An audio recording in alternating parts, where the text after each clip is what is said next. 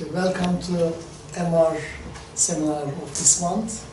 We are very lucky to have an expert on labor relations in China.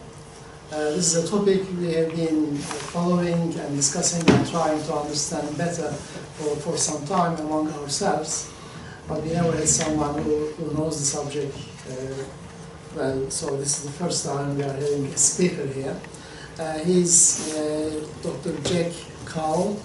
He is a lecturer in Kiel University in industrial relations. He has experience of doing research with trade unions and activism in China and in other places. He's also my friend and my comrade from Kiel University's trade union, UCU.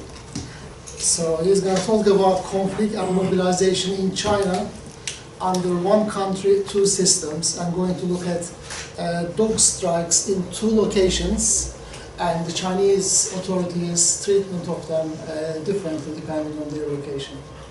Jack. Okay, thank you. How long do I have? You have for about 1 hour. Okay. So you can use it as you wish. Okay. And then we will have a break and then continue the discussions. Okay. Shall I stand? However you want. So I'm used to talk and while I stand. As a teacher, you know, you have to stand, otherwise the students will fall asleep. Thanks, Rod. Thanks, Blood. Thanks, Ismail. Thanks, everybody, for inviting me. It's my great pleasure to present one of my working papers on Chinese workers' strikes. My background was a little bit also quite political. I was born in North China, Inner Mongolia. I'm not Mongol, so it's not. We had a quite good discussion. But I'm Semi, and you know, Inner Mongolia is my hometown. So Genghis Khan is very familiar. So I said to him, if you are Mongols, you have Mongols blood, you must be good at horse riding. I don't know. You know, you may. No, it's my school. I grew up in North China. I had a study university in Beijing and worked in Guangdong province, where most of the Chinese workers' strikes have happened in recent years. My wife's family are in Hong Kong, so I had quite a lot of contacts over there. So this brought me to attention about two strikes in 2013.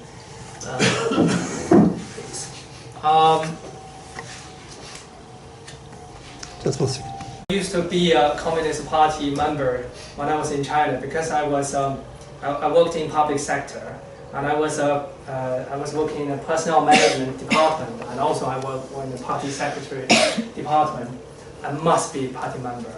Unfortunately, I lost contact with the party after I came here. I've been here for 16 or 17 years, so part of the reasons is if you are a member, you have to pay fees. Perhaps I didn't pay fees, so they dismissed me. Anyway, it's my interest to study this because two strikes in China in 2013 are really interesting because these two strikes are one of the highlights in the recent labor history in China. Why I'm studying this and why I'm interested in this is because these two strikes happened in the same year in 2013. They're very close to ports in South China in Guangdong. One is in Hong Kong, another is in a neighbor city, Shenzhen Yantian port. Two ports are probably 50 kilometers away, very, very close. And they're owned by the same company, HPH, which is a Hong Kong's richest man, Li Ka-shing's company. It's very unique because both strikes were initiated by dockers and initiated in this waterfront. and they happened in the last, there are the only 2 docker strikes in China, perhaps after 1949, including Hong Kong. So it's very unique. And I'm really interested in this, under this so-called one country, 2 systems political framework. I was interested in, are these 2 strikes, connected? Is there anything to do with this political system? And what is the implications of studying this? So I co-authored with my colleague in Hong Kong, Chris Chen, who is also a very outspoken labor activist, this paper. A bit of a background about the labor conflict in China. Many of you have known this since 2010. Around 2005, 2006, most strikes started from Guangdong, where these 2 ports are located. But the real highlights started from 2010 Honda strike, because that was the first time a strike happened in China and forced the government to recognize trade unions' bargaining power, and forced to establish workplace trade unions and to have a kind of a meaningful collective bargaining. A few other strikes are also quite prominent. For example, in 2010, Dalian strike, 70 companies, tens of thousands strike workers take part in. The biggest, however, is 2014. With 40,000 workers in one country, one factory, took part in a strike. So this is what I think. This is a really big one. And the most recent is the JESIC. Have you heard about the recent crackdown of the authorities? Last year there was a factory in JESIC in Guangdong. Workers wanted to unionize, so they wanted to set up trade unions. The authorities did not want to do that, so the campaign is still going on. The recent event was a lot of students and the labor activists were detained because they supported the workers. University students from Peking University arrested and so on. It's quite a big event. So all I was trying to say is there has been a surge of strikes in China since 2010. We can see the numbers, a lot of them.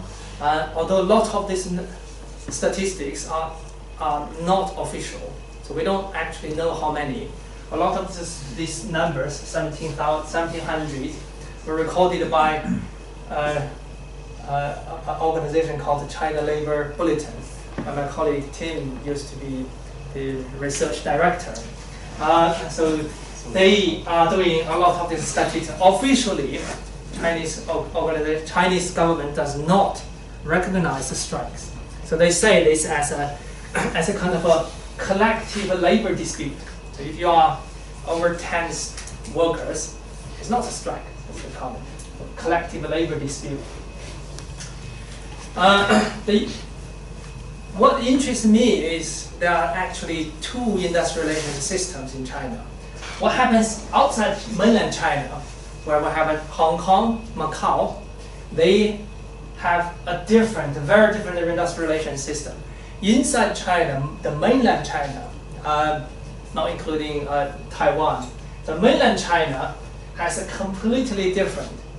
They only have one trade union, so-called official trade unions.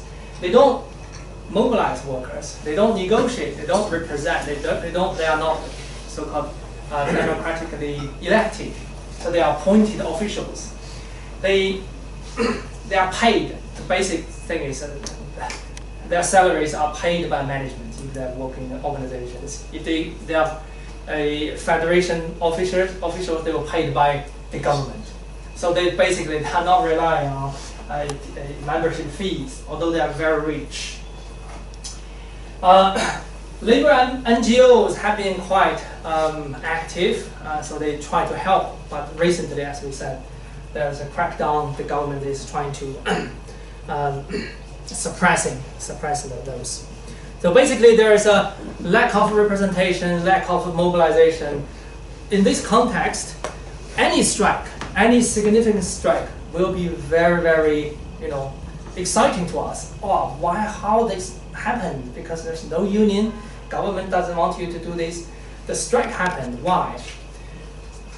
And also, it's more interesting to see these two systems. What is one country, two systems? Many of you have already known this. So how many of you know this? One country, two systems. So it's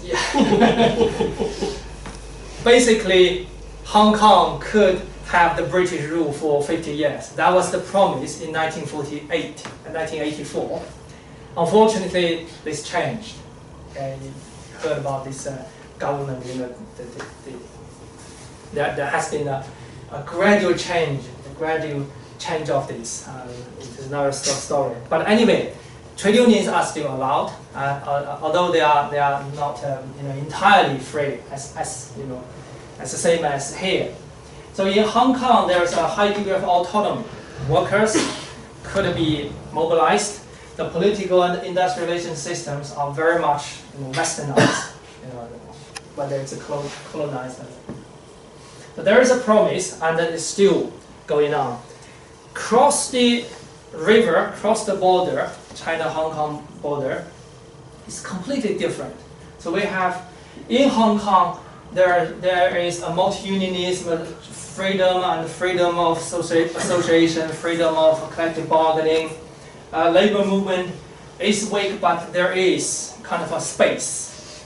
But across the river, only one union. It's very much a Leninist, traditional Leninist trade unionism. It's very unitaristic. The management link and the party link, the trade unions are their characteristics. So on the other side, they are not, the purpose of Chinese unions are not fight against the management because they are part of the management hierarchy. The industrial relations climate is quite different. In Hong Kong, it's kind of a free but very much capitalist. If you went to Hong Kong, it's typical capitalist place. Government has a lot of legislations that support business. So Hong Kong does not have a tariff, very free. You can register a lot of companies. However, they don't particularly support trade unions. China is another story. It's tight control, very much suppressive to any independent unionism. There is very little freedom for collective bargaining. Labor protest in the two sides are different. Hong Kong is relatively stable, so it's something like Western countries. If you have a comprehensive legal system, you will have a relatively quiet industrial relations climate because everything can be legalized. If there's a fight, you go to court, and if you have a strike, you can go to court, have some injection to stop it. But in China, there's no laws. Well, there is a law, but it's kind of a lot of wild strikes happened, although they are not recognized. A lot of them were settled with very little publicity. So you don't know they happened; they just settled, or they just suppressed by the police and the government.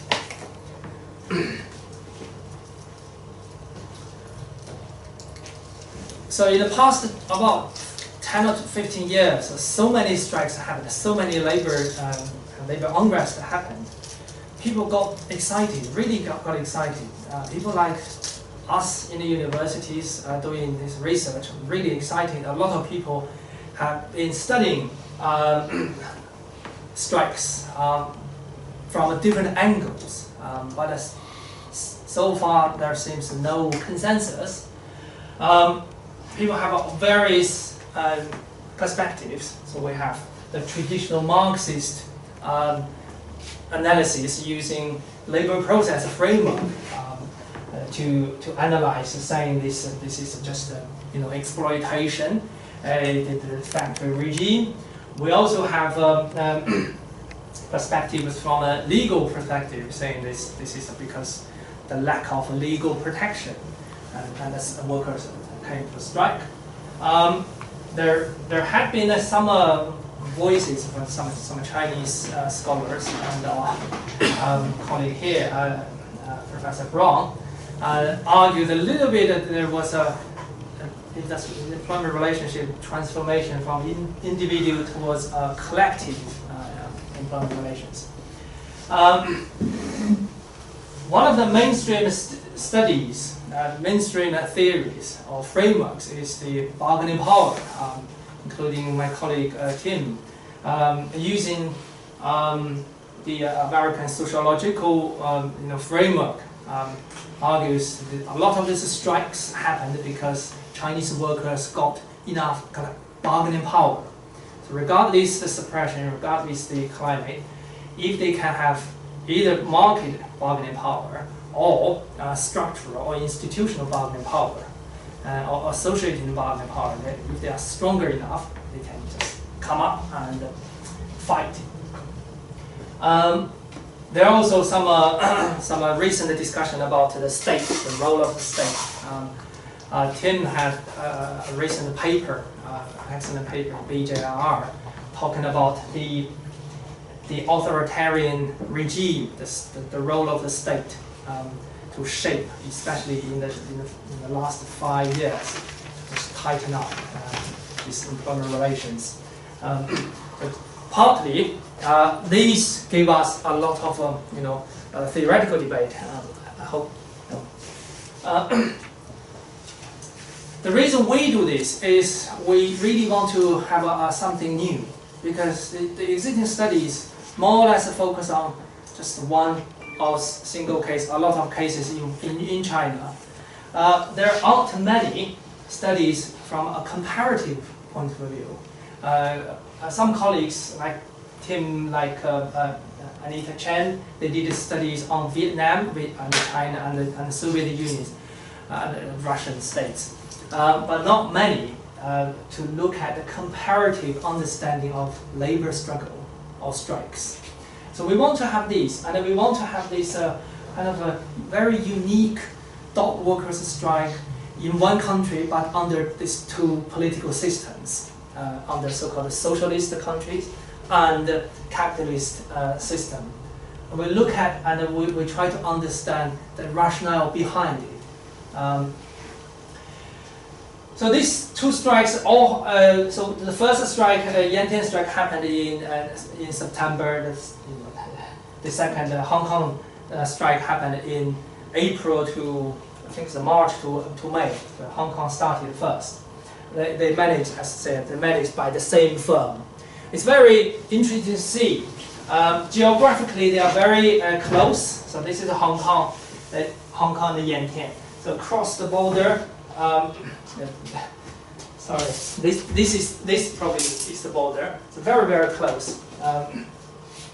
They happened to be managed by the same company, and this is also unique. I was asked about the land ownership and the port ownership, and this is also unique.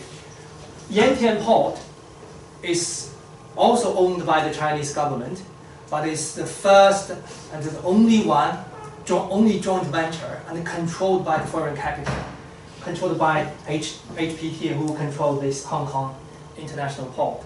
So this is quite unique, very, very unique. Yantian is the biggest container seaport in the world at the moment. Hong Kong used to be, and then was overpassed by Singapore, by Shanghai, by Yantian. I think Hong Kong is still the 6th, the biggest. It's very massive business. We are interested in, as I said, the extent to which that one country, two system framework shaped the nature of conflict and mobilization in these two strikes. We try to understand the trigger, the reasons for these two strikes, and how these strike workers were mobilized with and without trade unions. And we try to understand the... Okay, maybe. Okay. We try to understand whether these two strikes are linked. are there any parallels? Are there any variations and connections? And this is a very much our research question. Academically, we try to for different frameworks. I try to get over this very quickly. But overall, historically, dog workers were quite strong. Yeah, a lot of dogs. So a lot of literature had been writing about why dockers are so strong, why dockers always on strike. So one of the a old traditional argument is because it's saying the dockers had a particular culture, because dockers lived together, male, permanent, local, so they tend to go to pub together, so they stick together. The community power made them very easy, made them very easy to go on strike. The culture and the so-called strike proneness was quite popular in the 1950s and 70s, especially few American writers. A few British writers started to criticize this since the 1970s, believing that the so-called dockers culture is not the only reason, it's not probably the biggest reason. However, they argue that the biggest reason is not the culture, but what happens inside the workplace. Because it is, as a few writers look at, is the changing management practices. It's always because managers want to cut wages, or they change work shift, longer wages, longer working hours, that made dockers angry. And if you're angry, if you feel injustice, and then you probably want to fight. That's where the workplace conflict came from. But obviously, this is helped by dockers. Dockers are in a very, very unique position because they have quite a strong market bargaining power, market power. Because there are two things in the dock happening. One is most docks traditionally in Western waterfront, they are highly unionized. Second, a lot of these dockers are technical workers. They are not just just the traditional those people like laborers. The modern crane operators, they are very difficult to be replaced, although they are not high-tech workers. So, in other words, even if we have this globalization, casualization, a lot of automation, using machines, dock workers' bargaining power is still relatively stronger, much stronger than others, like some textile, shop floor, supermarket, and factory workers. And this gives a lot of leverage when they bargain with their employer. But certainly, we have to see this, because a lot of this, what happens because of the globalization, is that a lot of ports have used a lot of more machineries and making a lot of threats to workers. The recent strikes in Australia and Liverpool, 1996, was all about the technological innovation threatening people's jobs. Another slide about this literature. People started to look at the nature of these strikes. It is not the unique thing about strikes for dockers. If we look at workers in other factories, if we look at office workers, white-collar workers, they probably can fit in with what people are looking at about the nature of the labor struggle or labor unrest. So from different angles, people started to look at the nature of this, why people strike, why people are fighting, why there is a conflict. Some people from an industrial relations angle, looked at this unique or constant fight between capital and labor. So extending to this is the Marxist argument that if you have a capitalist labor process, there will everlasting conflict. The conflict will not end until it's, until the capitalist is buried by the revolution. This is what I was told when I was very young. And then I came here, I found that was probably not, not original what Marx said, because China has Marx, Engels, Lenin, and Mao Zedong writings bureau. They publish the official orthodox writings. So this is not what they see here. There's no Trotskys and no lots of different. Anyway, we also have a lot of discussion about the strike leaders, membership, unions, and the collective. But what interesting to us the most is probably Hyman's account for rational social action theory.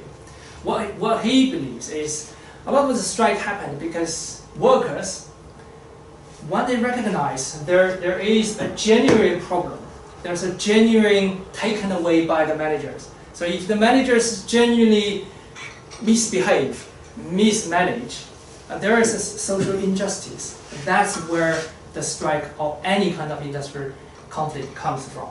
So the legitimate reason of this is probably the kind of a framework we can use. So this is where we came from.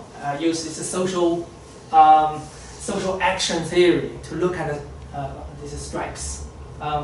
We look at the mobilization process where we use the social identification, we use the leadership injustice, and the mobilization process, how the workers were mobilized, how the interaction between managers and the workers and the unions and the government.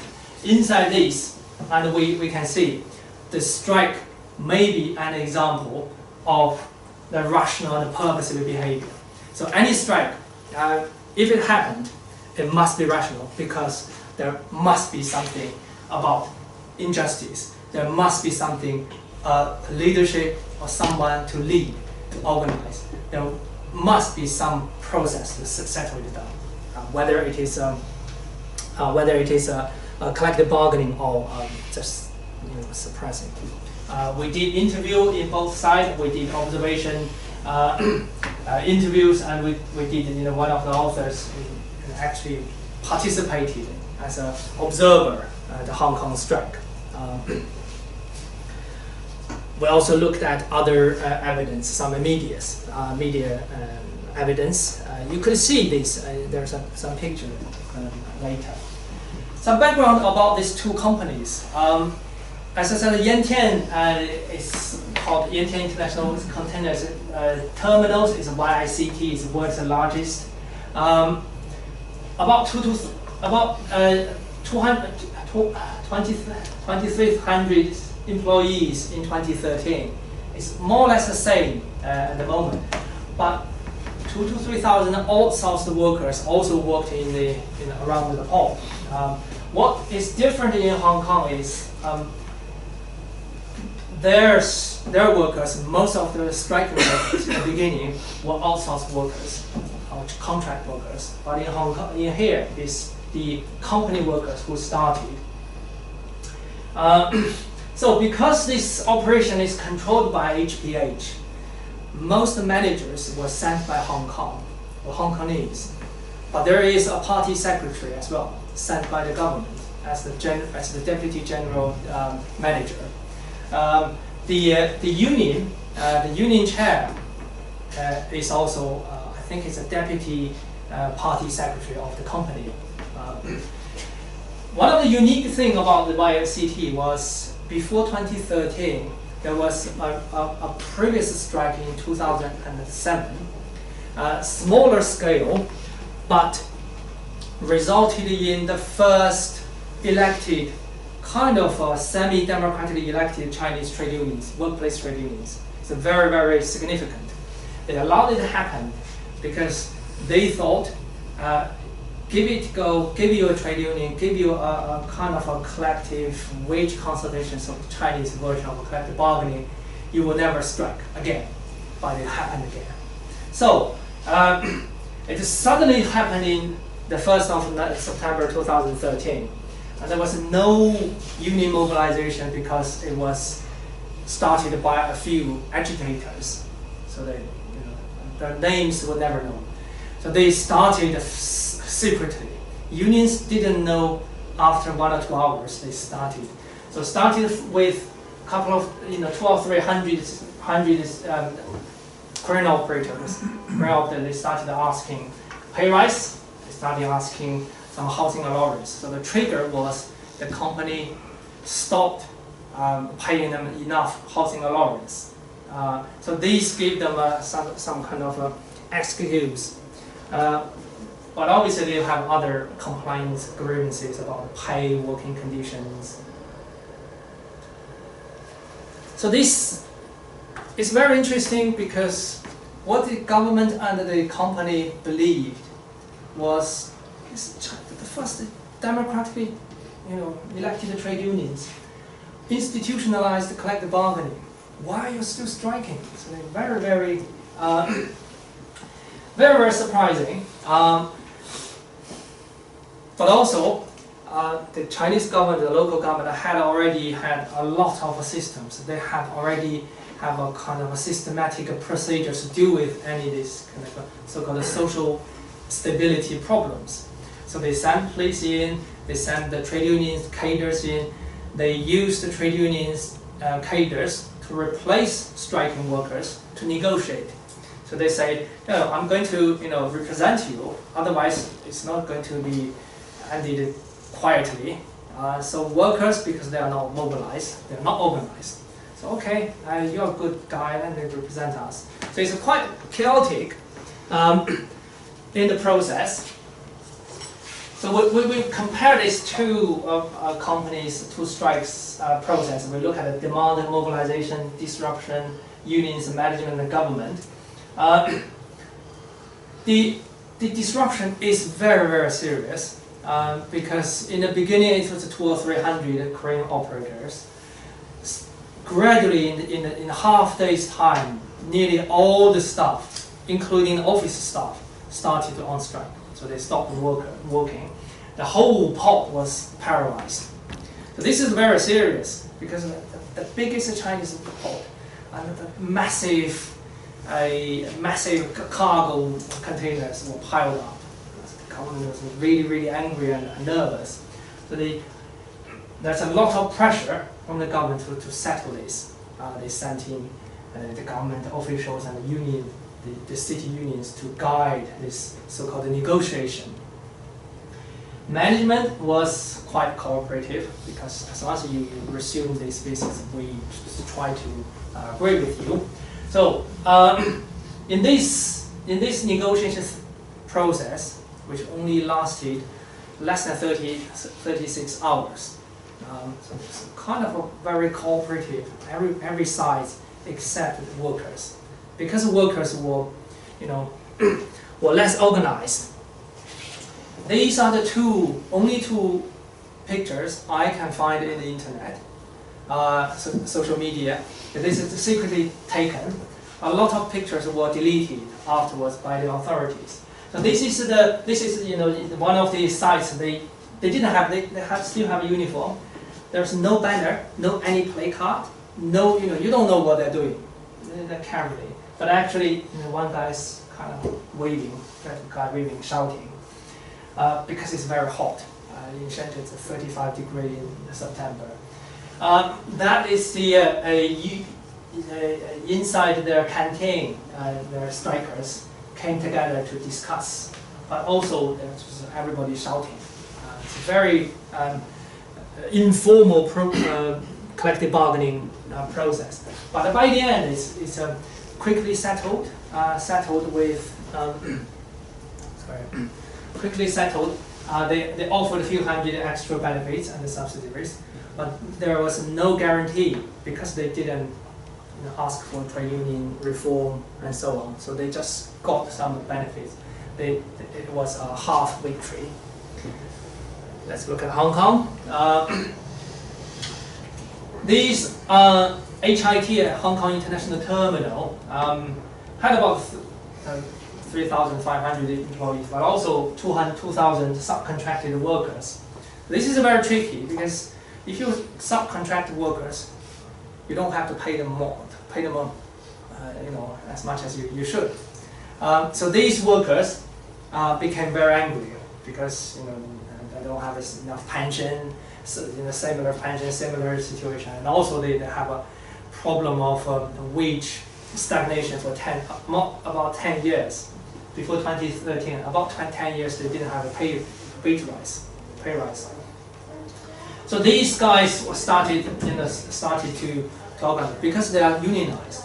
Their dockers union started to help them and to negotiate with these contractors.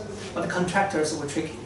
They said, "Oh, the guy Li Ka-sing, he didn't pay us, so I couldn't give you a pay rise."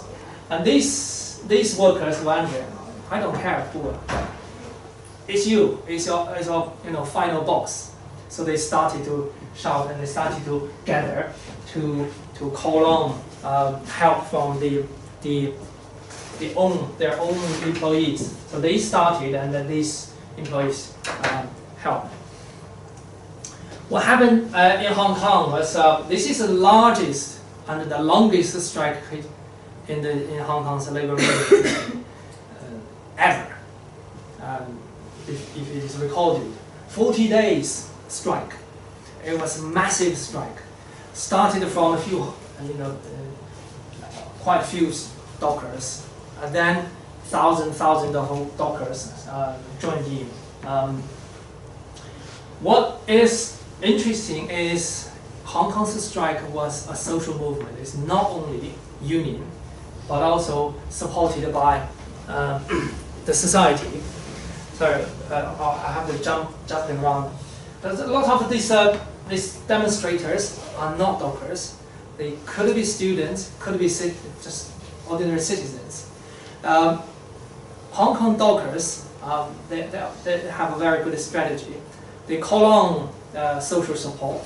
So there were a huge amount of donations from the public to afford their strike pay, but they couldn't have something.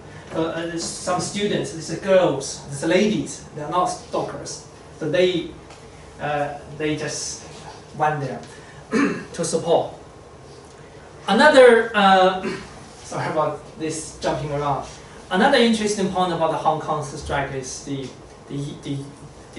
unions, split unions. Basically, there are two camps unions. One is perhaps similar like Chinese unions, yellow unions. They are pro-Chinese, pro-government unions. They were against strike. Another union is kind of pro-strike. They mobilized, they led a strike and a negotiation. So there was always a constant fight and a media fight. You said what, I didn't, you're supporting capitalism, I didn't, kind of a mouth-water war. But anyway, this is also because the port was also severely influenced by the strike. It was quite serious. Although it's a partially influenced, because one is that some workers, if they are subcontractors, if they are not if they are not union members, they are afraid of on strike. Some workers supported this, pro-government or pro-capitalist unions, so they didn't strike. So partially the port was still opening. But after 40 days, obviously millions and millions of worth of profit lost. Mr. Li couldn't sustain anymore. So by the end, there was a kind of a concession. Both had some concession. So what they demanded was few thousand yuan, few thousand pay rise, improvement of their health and safety, working time, But by the end, the settlement was still a concession. It was only 9.8% pay rise against the initial 30% pay rise demand. So it was a semi-victory for Hong Kong workers. Another picture could show this support. If you look at closely, the children, the students, female students. But basically, Hong Kong strike is a typical strike in the West. You have a well-organized trade unions. They have a established union structure. They have mobilization, leadership. They have a financial support. By the end, they lived in the side of in the port side. They just lived there. So this public just sent through water, noodles, instant noodles to support them. And that's quite an interesting story. So we have seen a lot of pictures about Hong Kong, but only 2 pictures in China. So obviously they are different. The effect of the 2 systems we can see. Obviously, because of the systematic differences, in China the strike was not encouraged. There was a very rigid social environment in comparison with relatively better, relaxed social environment where you can get social and public support. But in China, when there was a strike, the police just cordoned off the site. You couldn't get into it. You don't know this unless you have nowadays you have an internet. But they control the internet. If you have some sensitive message, it's so-called second killing in the Chinese term. They have robots that control these killings. Hong Kong has a low union density, probably just 10% union density, but it has this massive labor movement. China's nominal union density is over 90%. So 90% means union membership is automatic. You don't need to sign. You don't need to, worry about anything. They will deduct your wages. How many percentage is your union member fee? You're a union member. You can enjoy this membership. But Hong Kong's this collective bargaining is supported by the police, by the public. China's collective bargaining was only supported by the government. It's quite different. There's no so-called grassroots support. Comparing these two, we can see both have very similar workplace injustice. So even if they worked in different systems, their demand, so-called demand, is actually what happens in the workplace problems, injustice, are very similar. More or less to do with the heavy workload, more or less to do with the pay, some change of management practices. So in both cases, because crane operators, working very high position, they needed sometimes, if they need a loo or need a toilet, they had to come up. In Hong Kong, if you go to toilet, that's an offense because you have to, you can't stop. So what they did was everybody had a small, just thing. So you saw it on the top of the skyscraper. It's so very poor conditions. In terms of a rational social action, although both have some kind of triggered by this realistic problems, but they had a different planning and mobilizations. Obviously, in China you don't have this union support, but in Hong Kong you did have this, very successful, very comprehensive systematic support from unions, and unions have a all kinds of experts. Perhaps you are expert of negotiators, and you are expert of demonstrating. So it's like just like Western Union. But in here, in China, it's just very spontaneous. If you like to fight, it came up. If you didn't want to, just go. Very casual. The mobilization is different. There was no leadership, no clear leadership. Although by the end it was taken by the official union, but you don't see this, and there's no public support. The social identity obviously is quite different. In Hong Kong, the union split between different camps has been quite phenomenal. But in Yantian, it's quite different. They don't have this, but both groups in Yantian and Hong Kong, both groups of workers have a similar kind of identification because they all recognize this is wrong. This is why we came up. If we look at the reasons, housing allowance problem and in Hong Kong, low pay working conditions, poor working. This is not right. So this is kind of something we should be given, but management ignored.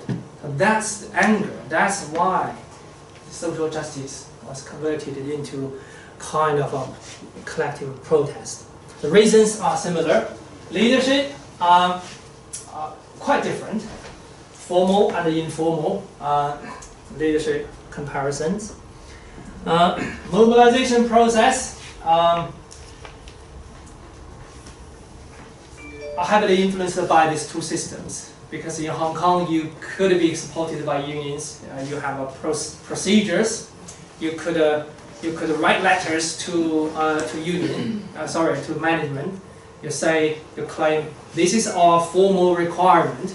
You have to record, what is the consequence. But in China there was just a couple of few hundred dockers shouting on the ground. That was their demand. There was no systematic and formal mobilization. So the consequence is that Hong Kong's systematic and institutionalized mobilization lasted much longer than the Chinese one. Because once you don't have an organization, it's difficult.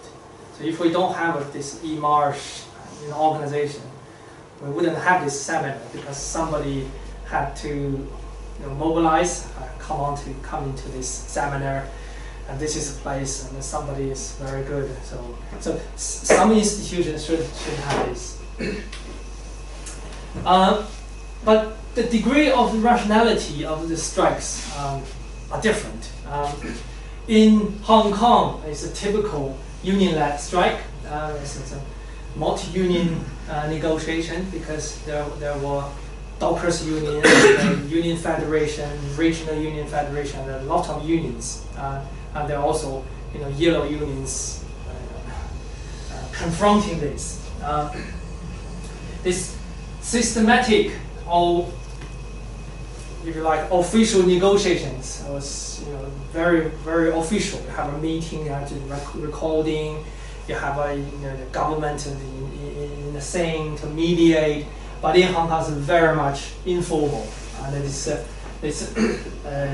strike saying you couldn't see these similarities, but the logic is perhaps very similar. They all have this similar trigger. They also have a kind of informal or formal leaders to mobilize, even if there were some anonymous strikers who led this, but they must have done some work. So although when we interviewed people, although they didn't say who did that, but there was some hint. Some strikers prepared a few days before this, because you couldn't just say, let's go on strike. It must have some preparations. It must have some underground preparations. The mobilization has to be converted from kind of mindset than to into action. So the process must be led by somebody, although they are quite. By the end, the settlement is quite similar. The settlement is a process of power relations. So by the end, why Hong Kong's strike was settled? Because the government, the employer, was pressurized by one, the market power, so they lost money. Second, the public support. So they don't, Hong Kong became a smelly pot because the strikers were sleeping there. They had their toilet, everything. So it's become a chaos. So they lose face as an international port. So they have to make consensus. So there's a power shift. Similarly, in China, in the Yantian port, there is also a power shift because the government want to. Obviously, workers are much weaker, but the government want to settle this, get the things done, close the case, open the business. Otherwise, it's gonna be a problem because politically they don't want this last long. If other workers knew it, other factories knew it, they would have similar action. Why don't we have a strike? Why don't we have a? So that's why. That's the logic. This made this a power shift. This made this action. This social relations change. So another side of similarities are this. Both companies, because they are really profitable. Actually, they could afford it. That's the bottom line. What happens in Yantian was after the strike, the management said, okay, you guys stood outside, very hot, so everybody had a 5,000 yuan, about 500 pounds, a red packet, just a bonus. So please you, so give you some money. So why? Because they're hugely profitable. That's hugely profitable. What they could have is probably more. Another thing about these similarities, both sides show the workers kind of a very strong bargaining power. Even in China, even workers did not realize how powerful they are. Actually, they were. They're quite powerful because in the labor market, it's very difficult to replace them. So these Korean operators. So this, by now we'll come to our final question. How far is it relevant to the one country, two systems? So we found no very obvious evidence as to why these political systems, two political systems, whether it's you call capitalism or state capitalism or socialism system, doesn't matter. What matters is is the nature of this management-labor conflict. It doesn't matter you're communist or you're capitalist society. Strike will happen when there's some fire, when people are angry, when there is something they demand they couldn't be fulfilled, when managers didn't offer what they should be giving. So our final point is obviously these industrial conflicts are not totally decided by political and social system. They are very important. Very important to understand some of the processes, some of the details, some of the stories.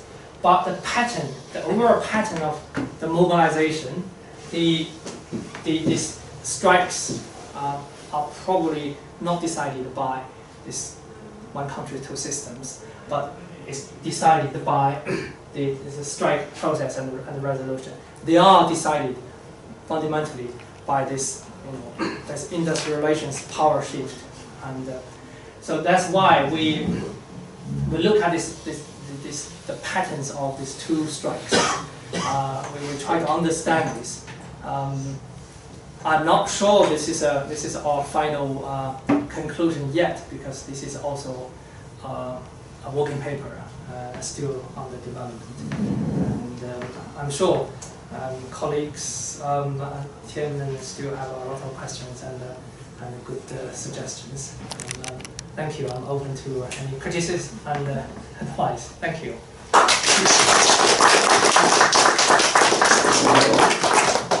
Thank you, Jack. It was really interesting. Let's have a 10-minute break for drinks, and then we can continue. 5 minutes. Okay. So we had very interesting presentation from Jack, and many of the details, I'm sure many of us had no idea. I mean, we knew some of these strikes in general sense. Probably only 2 people in this room knew most of these details, Tim and Jack. So now we have, again, for about how many minutes? 45 minutes for questions and comments. Who would like to start? It's fine. Yeah. Now, we have during the day in another seminar talked about something, some different points, but you haven't mentioned here. My question is this: in both strikes, were the workers local, urban Chinese workers, or migrant rural workers who are unsafe, unsecure, and so on? That would make an important understanding. Yeah. Right. Yeah. The Dockers in China. There are 2 set of Dockers. One are permanent, hired by companies. They are kind of a settled migrants. So what means is that China has a household registration system, like Korea, North Korea. You have a book. Where you live, you have to register in place. So that means you have a permanent status in the city. So they are mostly permanent residents of Shenzhen city. Shenzhen. Yeah, Hong Kong doesn't have this. Mm-hmm. This is a unique Chinese thing. You register to the police wherever you move your place. So this is basically they restrict the mobility of labor in the old times. So once they get that, they are more concerned about their wages rather than their status. The contract workers in China, mostly they are unsettled or settled, but because their contract issues, they did not dare to strike because they are not paid. They were not paid by the port. They were paid by the company, subcontracting companies. So in Hong Kong, they didn't. They're just Hong Kong residents. Yes, please. Yeah. So this is a question. You mentioned couple labor relations at the beginning of the talk, but the last sentence on the last here, diagram is management labor conflict. My question is, how did the company, you didn't mention anything how the company intervened, and whether it was a strike against the company or whether it was a local strike against management of the company or with particular conditions in the local area. I find that fundamentally important because this is a process which we can observe globally, I think, that the capitalists are beyond the actual investment in companies, in finance capital, indirect, practically shareholders and so on, but not really involved in labor relations anymore. I wanted to know whether this is the same in China. Okay. Thank you. This is a very good question. I might have overlooked some of the stuff about the companies. Let's look at the case in Hong Kong. It's very complicated because the strike was started by contracted workers. So they were against, their unions were against two set of employers. Their direct employer as the agencies. Subcontractor. Yeah, and their indirect employer, the things HPH. So both two companies try to just distance themselves. So that's this is his problem, and the government didn't kind of help. So it was kind of workers had no direct only one target. So this is a management deliberate strategy to not rule but divide. So divide this, not divide and rule, but just divide your attention. So by the end, so in the process, there was a lot of happened in Hong Kong. I think that it's 3 subcontracting companies filed bankruptcy. So they try to just get rid of it, but actually some people found out from the registration the company has some kind of a relationship with HPH. So they are their cousins or grandsons. So it's very tricky. In China, in Yantian's strike, the company did engage kind of a negotiation with the union, but because the company, the senior management are Hong Kongese, they also try to distance themselves. So what happens is the Chinese managers negotiated with the Chinese unions, and the Chinese managers represented the company. And actually, the overall tone of negotiation was, I think, it was mediated by the government. So the government said, you've got to solve it today or tomorrow, otherwise you're going to be in trouble. So this is a kind of thing they are pressurized to do the negotiation rather than a free collective bargaining. So I presume, this is my feeling, this is why the management is minimized, because one, we didn't and we couldn't interview managers because they refused. Second, they just try to get over it quickly as possible. This is happened in Yantian's case. But certainly, I really agree with you. There was a management labor confrontation in the beginning, whether it's direct with the final employer or the agencies, that's another story. But this confrontation really happened. Yeah. We have 4 more people waiting for the first. Nick. Okay, thanks. It's really interesting. It raises lots of questions, so I'm not sure which to ask.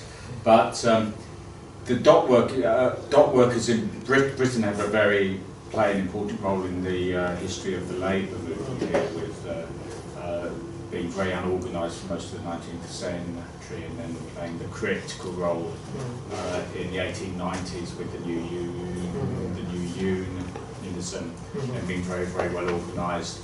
And then then from the 70s onwards, with containerisation and so on, moves to break the power of the dock workers, culminated with the Liverpool dock workers strike in the 1990s and all of that. And now, as far as I'm aware, dock workers don't have much industrial muscle in ports in the UK.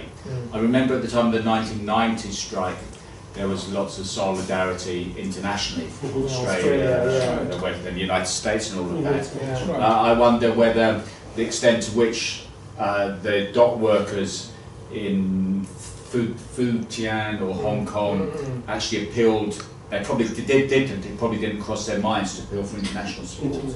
But I wonder whether it was on the international radar at all. I wasn't aware of it at the time. From what you're saying, especially in China, the government there has a policy of moving fast to resolve disputes, so that they don't spread. So they don't. Did this lead to any move towards independent trade union organisation? Because it wasn't, from the history you tell, it didn't start the official trade unions weren't involved in initiating the strike action, but they moved fast to take control of it, if you like, negotiate on behalf of the workers on the Chinese side of the border. Because China obviously is a huge working class, and in the West that tends, we bemoan deindustrialization, the weakening of the working class, and all that. In China, you've had a huge expansion of the working class. So I wonder to what extent you're going to see the same trajectory of workers' organisation evolving to combat the injustices which they feel. So if there was, I thought that's sort of some observations. I don't know whether there's a question there or not. Thank you. Very good questions.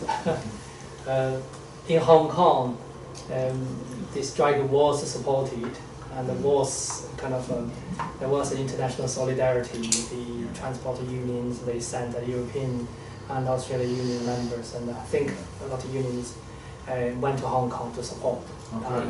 There was, if you search internet, there were pictures about ICFTU. But in China is different. There was no official connection between the ICFTU, Internet Transport Union (ITU) with Chinese, officially. So there wasn't. So it's just simply was there is no sign for independent trade unions. The thing about the taking over during this negotiation was just momentous, just that moment that happened there. But after that, there was no way for trade unions to develop their mobilization or bargaining power because it is not allowed. Do you think that's ever going to? Do you think there's any prospect that will change under the current regime in China? Maybe you guys have a better answer. Maybe I have I don't know. And Jake obviously avoids any kind of speculative answers. Next question, Ali Reza. Two strikes. One of them is well planned. The other one is spontaneous dispute. But still, there is a sort of panicking to response from the government or officials. And I'm trying to think about the government, governing the country for better living standards of the workers. That's why they are over there. And what's their excuse? Or also response? For example, if public learn about big strike in other countries, how they explain the things? Always propaganda, or what's their excuse for this thing like that? Because at the end of the day, both strikes not good enough success after 40 days or 36 hours. Their excuse and their responses to strikes in other part of the world. Yeah. What they say, the way of people. I think it's a very it's because the government, the public media is censored. The censorship is very, very powerful. So even did I say, I can't remember. Even these two sides are very close, 40, 50 miles away. You could literally, you have a monocular, you can see it proper, but they didn't know each other. Well, sorry, the Chinese workers didn't know because it was cut off. You could know a little bit, but without systematic information, it's very hard to understand. So even if you have what happens in TV, if you live in Guangdong, if you live in Yantian, you have a TV. because TVs, you can receive Hong Kong's news. Mm. You can have a 1 second something, then it will be cut off if it is sensitive. So that's what happens. So you have kind of a window kind of thing. So I wouldn't say they have any thinking because they can't see it, and they can't hear it, they can't get information. There is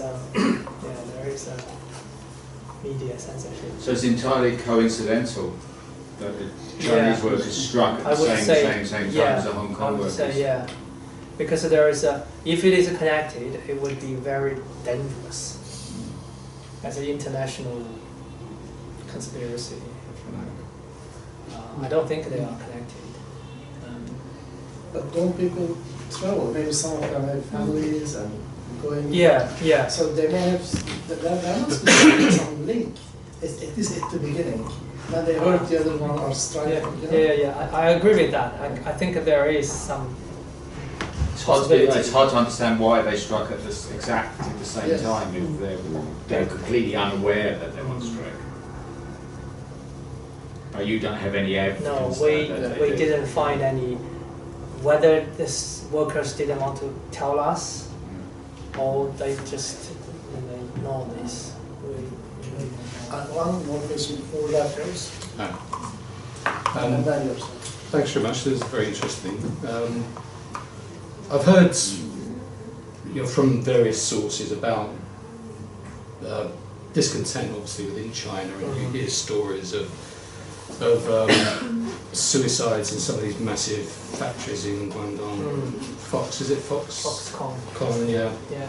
And presumably there's a growing industrialisation in there, and Chongqing and places like that. And clearly the world is becoming a very dangerous place now because, the globalisation and neoliberalism that has dominated the world since the 1980s has simultaneously weakened the working class in places like Britain and potentially strengthened the working class in places like China, certainly in employment. And certainly that whole process is now hitting the buffers. With Brexit and Trump are all indications that really there's going to be a big squeeze from now on. And clearly, what's happened in China, it must have been influenced very much by the 2008 crash. And if China is going to be, it must be hurt by import controls and so forth. And that must increasingly squeeze the working class in these big factories. Where could this go in the future? Have you ever thought? Clearly you've got a problem in China that you've got a very strong dominant state, which formally is supposed to be pro-working class and the rest of it. And clearly, unless the Tiananmen Square was quite a landmark in some ways. It raised the whole process of democratisation, but I don't think it could have gone further without much further involvement of the working class as such. I think as soon as the government saw any possibility of the working class giving support to students in general, I think they need to close it. Which began to happen. They need to close it down straight away. Clearly, these strikes here are very much on the cutting edge of globalisation, aren't they? The docks are very much the interface with the global economy. To what extent could this, under the pressure of today's events, become very, very serious and trigger something? Ultimately, what we're interested in is can it trigger a whole movement, a working class movement for democratisation in China? Not just free unions, but further. He doesn't want to speculate though.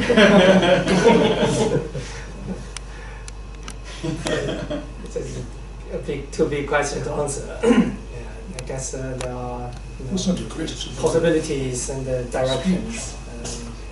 How we speculate by the end, it's still, I believe, the state power is much bigger than individual ones.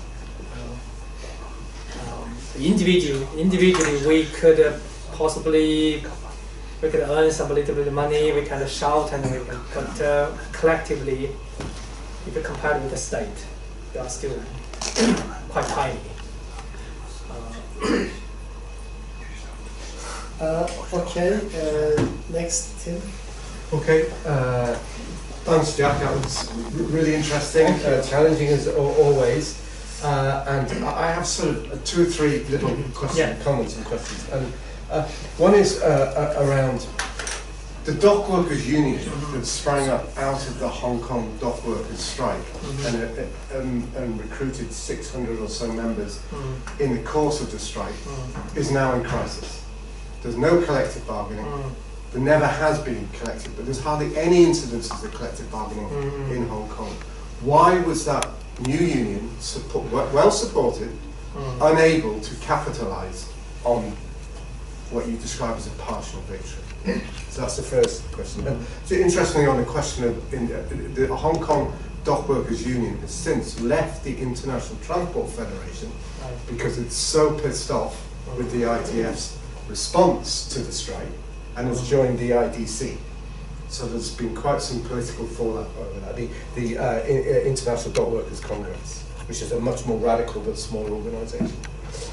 The other issue is about social movement support. I know your fellow writer Chris Chan has written about social movement unionism in Hong Kong, but you seem to be arguing that because of the political conditions in mainland China, social movement support can't exist. But as we saw also in the same year in 2013 with the sanitation, the street cleaners worker support, not to the strike, rather, or series of strikes, we did see significant social movement support from students, people sending food from Beijing and other parts. So I was really interested in that because I think it's quite important. The other is there's no tradition of collective bargaining in Hong Kong. There is no collective bargaining in Hong Kong. As you know, I've argued, and I think you have to a certain extent, that there is a form of wage bargaining at Yantian. There is still no wage bargaining in Hong Kong at the docks there. Is that because the state is more willing to discipline capital in mainland China, or is it because the nature of outsourcing in Hong Kong makes it so difficult to conduct wage bargaining? You know? Controlled or not, tamed or not. The other thing I think is speaking to the question of the kind of the dock workers being Hong Kong, mainland China, or indeed anywhere else in the west coast of the state, and their potential in neoliberal globalized supply chains, their ability to really disrupt the system. And I think you've seen how docks increasingly militarized in response. So in America now you have the Transport Workers Identity Certification System, TWIC, which is a really draconian system. Even when you've got powerful unions there, anyone going onto a dock has to apply weeks in advance for identification, you have to pay for that. And I'm wondering if we're going to see those kind of military methods of control on the docks spreading to, whether they already exist in Hong Kong. I did try to get onto Hong Kong HIT to interview some folks recently and it wasn't possible. But if that is going to spread, do you see that ability for dock workers to take advantage of their structural power being countered by basically global capital, and it's a willingness to militarize docks or dock management as they become increasingly important to global capitalism? Sorry, that's it. I only think because it's such an important, it's such an interesting, it's really thought-provoking talk. So thank you. Thank you. So let's see if I can remember everything. Why Hong Kong dockers unions are not engaging with the strike at the moment, or able to take advantage of that partial victory. It's a very weak union now. I would think it's still the what we talked about in the beginning. It was any causes. So if the causes are severe enough, so if our pension was taken, we're angry. That's why we stood up to fight.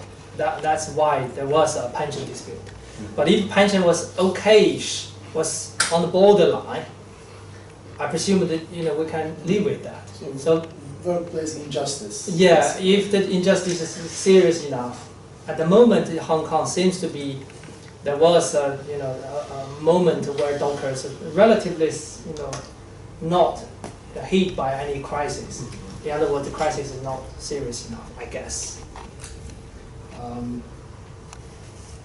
The social movement in China, I think the sanitation workers did get support from public, but that was, to my opinion, it was an individual case. One-off, right? Yeah, one-off in one place, and you could see another in another city. But Okay. if we are saying a movement, it must be massive, widespread, I guess. So in other words, if we have a Turkish movement, if we have only 20 people, it's very difficult, I guess. The role of the state for to facilitate the collective bargaining, Or to discipline capital. discipline capital, to control the collective bargaining. I think it's. I haven't thought about that, but I think it's at least in China, the state played a big role in many of this collective bargaining and the strikes, because as far as we can see, if the state played a relaxed role, and the unions could have more space. If they, on the other side, they have they will squeeze the space. So that's perhaps why in Hong Kong the very low collective bargaining coverage is because the Hong Kong government traditionally they are very much pro-capital. Hong Kong is the, I think in the business freedom index, Hong Kong is the #1, which means you can do whatever. You can do everything in Hong Kong. If you have Also, neoliberal capitalism directly existed in Hong Kong until Chinese take over. So that culture was still there. So that was exactly. Yes. I think I read about Chris Patton's biography, which is authors of Dimbley. Yeah, Dimbley, his brother wrote, and he observed, because that's a British, and he observed the Chinese wealthy businessmen, people, and he couldn't understand, because you have money, and then why you are not, why you accept kind of a very little freedom, and actually he finally he got it, because that's the way you make money. That's the only way you make money under the circumstances. If you want more, Profit. yeah, and you will damage yourself. That's how he found out by the end.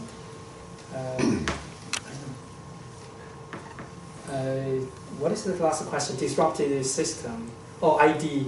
I just wonder whether the militarisation, what we're seeing globally, I think, is a militarisation of management in ports, because ports and logistic workers have become so important to global capitalism. We've seen it with the system called TWIC, Transport Worker Identification System in the States, and I'm wondering if we're going to see the Dubai, called the Dubai model.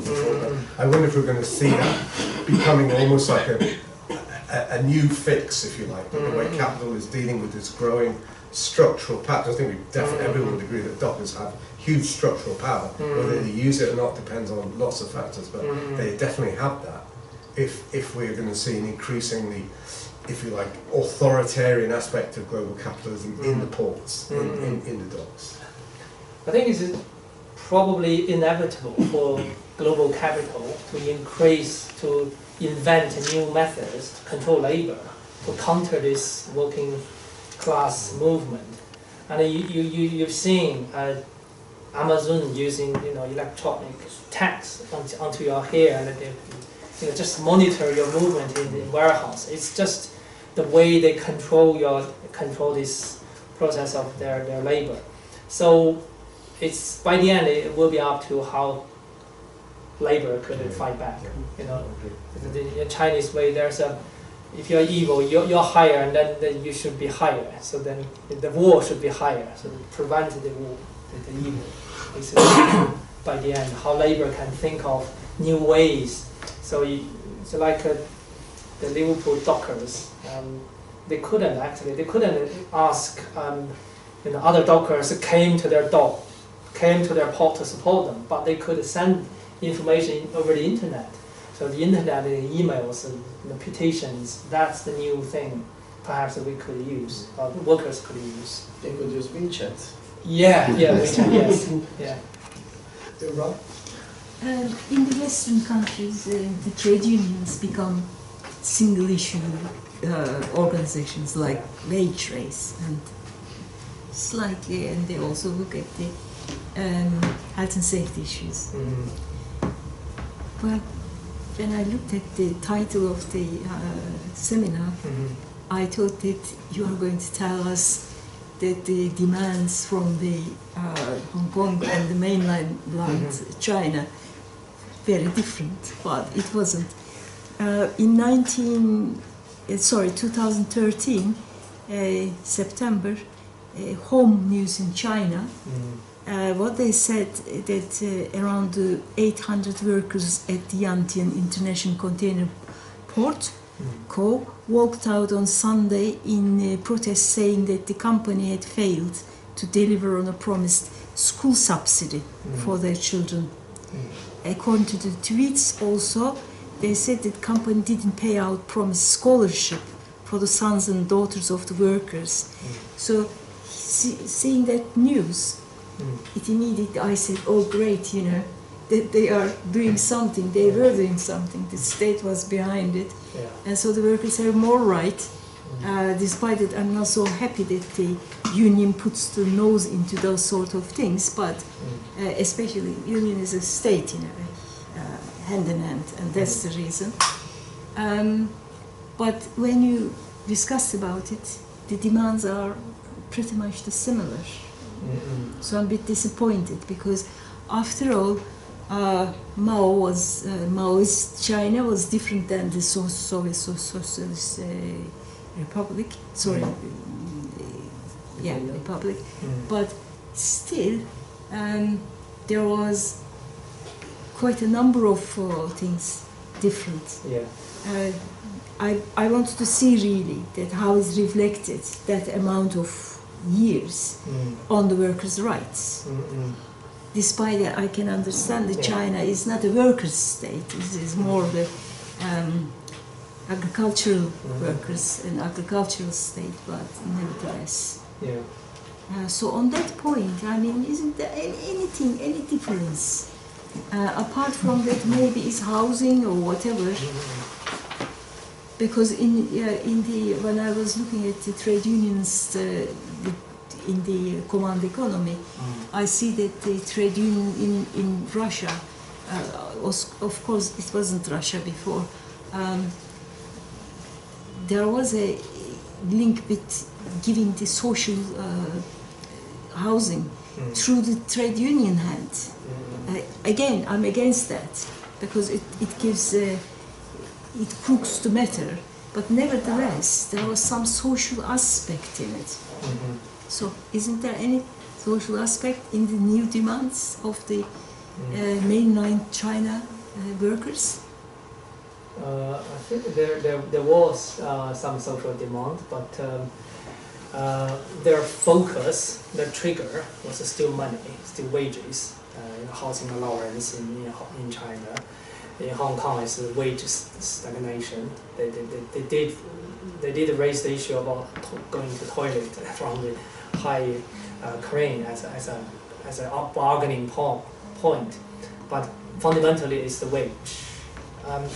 Obviously, different incidents or different labor disputes have different causes. There were incidents where workers started to raise the rights issue. So we want labor rights. We want to unionize. So I think the case in the very beginning, there's a case of Jesuit workers So this is why in the 2018 JESIC campaign for unionization. And this is not new. This has been many years, but very difficult. So we, but just in this Yantian strike, they didn't, because they already had union. They had a strike. They knew their union was okay, but they knew union couldn't resolve things. So they just, the managers should give us money. But in other occasions, unionization, collective bargaining did what raised. That's where the thing about social problems, like education, training, whatever. Yeah, they will gradually, I think. But people have needs, but basic needs. You have to survive. So at the moment, it looks like wages are still the biggest. Once you have fulfilled that, basics, and then you can say, oh, we need perhaps more of this. I mean, as far as I can see, because even though we didn't know the inside of the unionization this much, I learned it from your presentation, but over the last 20 years or so, we keep reading various small bits of information about strikes here, events there, and unions. But I think we should see that trade unions in mainland China is probably in the category of trade unions in the former socialist countries. They are a branch of a state, and they have a function to regulate and to provide various social, economic, and educational means for the workers. And also during the last 4 decades, probably the largest number ever in the human history, individuals enter the workforce in China. I mean, when we were, our academics and writers on this part of the world talking about, oh, now we are in the post-industrial ages, the workers are not working in large numbers anymore. In China, we just saw the numbers. I mean, they are even bigger than the numbers of the period of industrialization in this part of the world. So, I mean, the bulk of the people in the world still are, in a very traditional sense, workers. But in China, those workers, they are still officially under state protection. So therefore, that the owner of the means of production and the workers on the other side, it is not as black and white as that. And also, if you follow the last several annual party congresses, majority of the decisions are kind of related to the demands of the people. And for instance, after 2008 global financial crisis, the immediate party congress increased the official the minimum wage and increased various educational and social means for the rural workers. So these kind of large number of things, this doesn't exist in a capitalist country. Because in a capitalist country, there are trade unions on one side and the companies on the other side. So you don't negotiate with the state. So I think China is difficult. I mean, trying to compare the Chinese trade unions and strikes with the trade unions in a typical capitalist country like UK, therefore is a bit comparing apple with pear kind of comparison, I think. What do you think? Yeah, it is. It's a difficult. In today's Tim's seminar, I forgot to say, from Chinese point of view, it's very difficult to frame what happens in China by using the Western concepts. I feel very much puzzled, often puzzled, because the trade unions are different, collective bargaining is different, strikes are different, the states are different, the party is different. The so-called socialism is different. So that's my half of my question. Okay. First yourself. I wanted to add something to Tim. I've just written a review which hasn't yet been published for the history of industrial relations. And it is about the globalization of industrial relations in the metal workers union. And shipbuilding, dock workers, and What's this side? Building sector? Miners. Coal miners. Construction? Miners. Shipping and the mariners, yeah, the seafarers. Were always international relations, and they were always, but at the same time they were also divided. They became always divided between nationalities in competition. Just wanted to add that it's a very dialectical relationship. But what I wanted to ask, it's related to this subject. The ILO is at the moment, you can find that on the internet, launching a kind of campaign, The Future of Work. And it takes into account the fact that collective agreements and collective relations are generally in a crisis.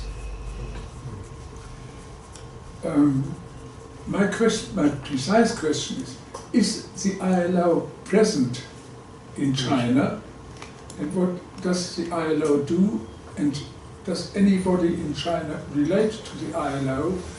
Because you mentioned the word justice, the workers claim justice. Does the ILO come in as a body for the regulation of wage labor relations globally? Yeah, there is an office in China. You know, there's a lot of United Nations arms. ILO doesn't do much, really. They have, UN organization, they are bureaucratic. They perhaps more or less they are more academic than practical in China. This is my opinion. I don't know. Tim has any observations. I think the ILO, does have an office in China. The guy who used to run a South Korean guy called Chang Hee-lee. There's now another South Korean, forgotten his name. They are, I guess, what their role is to encourage, following on from your contribution, really, to encourage the ACFTU, the All China Federation of Trade Unions, to launch pilots and collective bargaining initiatives, or maybe trade union initiatives that make it look more like a mainstream trade union that you'd see anywhere, you might see anywhere else in a liberal democracy or whatever. That's their job. They have to take a default position of optimism around. They cannot open. They can't. So when they are very rarely critical of their hosts. So when Guangdong's regulations on collective negotiation were released in 2013, the ILO was very prominent in saying this is a great advance. Whereas many of us in the labour movement, the labour NGOs, or indeed even privately, some ACFTU cadre were very disappointed. That I suppose were very disappointed with those regulations because they set the bar too low for capital. That they were a retreat, really. I mean, they are there. The Beijing treats them very well, but they're very rare. They're a technical outreach. That's basically what they do. Thank you. What's the official discourse for all this, the state discourse in China? I mean, 25, 30 years ago when I went there, the official discourse was that there's low wage, but low cost as well. And the wage differentials were nothing like today, of course. Now, is there a discourse that they present, or are the people told just keep your mouth shut? Or is it, is this reconciled with the socialist state? Yeah, there are a lot of discourses. Every president has one typical slogan. If you like, Jiang Zemin has 3 representatives, so the parties who represent all the goods.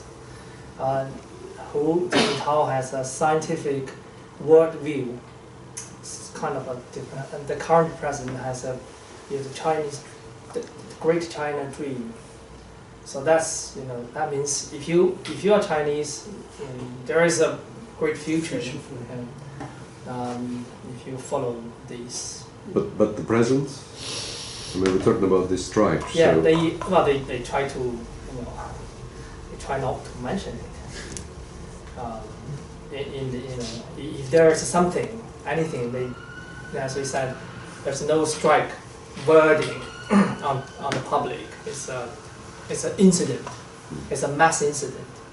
So and then also there is a word as social stability, stability maintenance. So that's the wording. So anything, including if you are suicide, there's a homicide, there's a mass movement, and including this is right.